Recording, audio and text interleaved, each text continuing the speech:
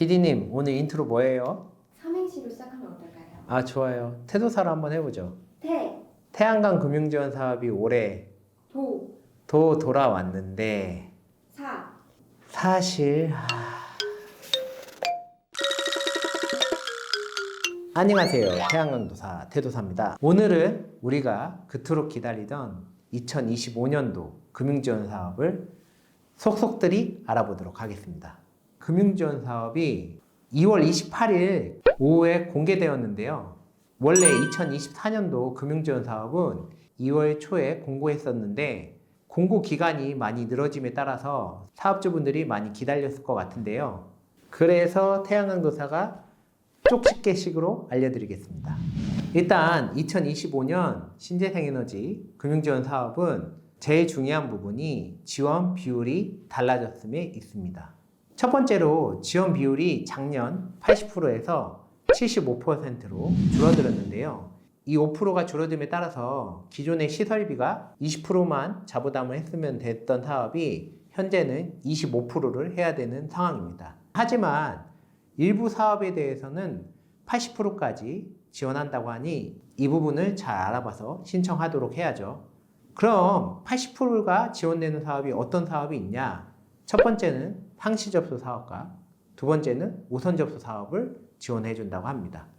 상시 접수 사업은 세 가지가 있는데요. 첫 번째는 아리백 이행하는 기업 중에 재생에너지 사용 항의서를 발급하는 기업들이 지원하는데요. 대부분 구독자님들은 태양광 발전 사업을 하시기 때문에 이 부분은 해당되지 않습니다.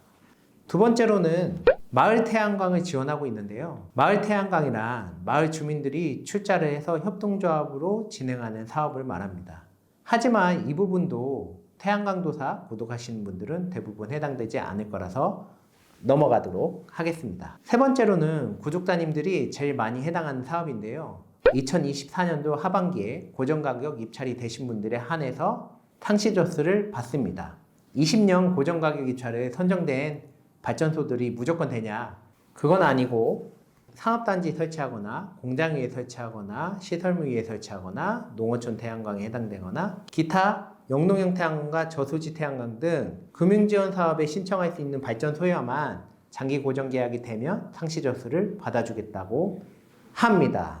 또한 80%를 지원받을 수 있는 발전소가 있는데요. 산업단지에 설치하는 태양광인 경우에는 75%에서 5% 인상해서 80%를 지원받을 수 있고, 또한 이번에 새로 등장한 공급유치역 분산에너지 특화지역 태양광을 우선 지원하고 있습니다. 다만 이 부분은 구독자님들이 해당 사항이 거의 없기 때문에 넘어가도록 하겠습니다. 두 번째로는 이번 금융지원 사업은 2024년 8월 이후에 진행된 사업에 대해서 신청할 수 있도록 하였습니다. 8월 이후에 시공사랑 계약한 사업을 말하고 그 이후에 공사계획 신고라든지 생계에서 발행이 된 사업을 말합니다. 세 번째로는 1메가 이하 태양광 사업에 대해서는 한전에 전기시설부담금 청구서를 제출해야 합니다.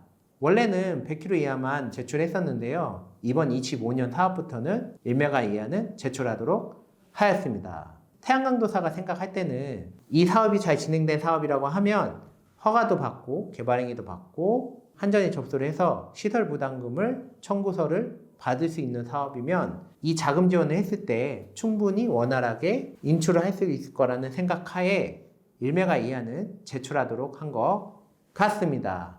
네 번째로는 작년 탄소 2등급 모듈 기준인 킬로와트당 670kg 이하의 탄소 배출을 한 모듈에 대해서 신청할 수 있었는데요. 올해부터는 655kg 이하 탄소 배출을 한 모듈을 사용할 경우에만 신청하도록 하였습니다. 다만 공고일 기준 이미 공사를 들어간 공사계획 신고 접수분에 한해서는 670kg 이하의 탄소 모듈을 설치하였다고 해도 지원 대상이 됩니다. 그럼 그 다음으로 중요한 건 당연히 신청 기간이 되겠죠. 신청 기간은 올해 같은 경우는 상시 접수, 우선 접수, 일반 접수 이렇게 해서 세 가지를 분리하게 되는데요. 일단 제일 먼저 접수하는 거는 우선 접수를 먼저 접수하게 되는데요. 우선 접수는 3월 24일부터 28일까지 접수를 해야 되는데요. 당연히 우선 접수 기준에 예산이 책정돼 있다면 3월 24일 당일이나 3월 25일까지밖에 접수가 되지 않을 걸로 태양광도사는 생각하고 있습니다.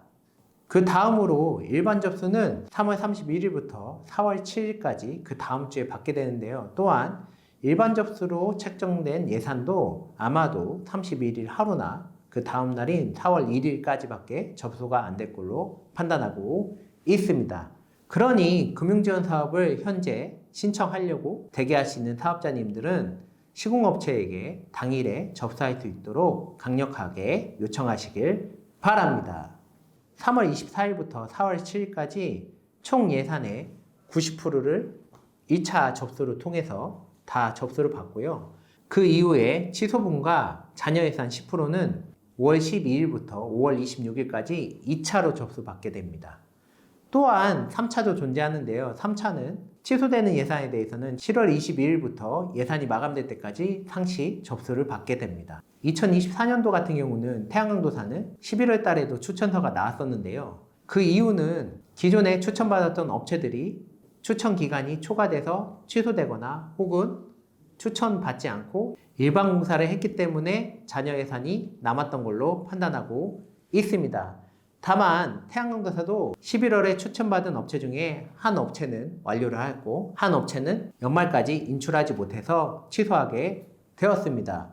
금융지원 사업은 당해 연도에 인출을 하게끔 되는데요. 인출을 한다는 의미는 사용점검사를 받고 은행에서 에너지관리공단에 신청을 해서 그 다음 주에 에너지관리공단에서 자금이 나올 때까지 해야 되기 때문에 실질적으로 12월 말에 인출을 하려면 사용점검사는 12월 초까지 끝나야 된다고 보시면 될 것 같습니다.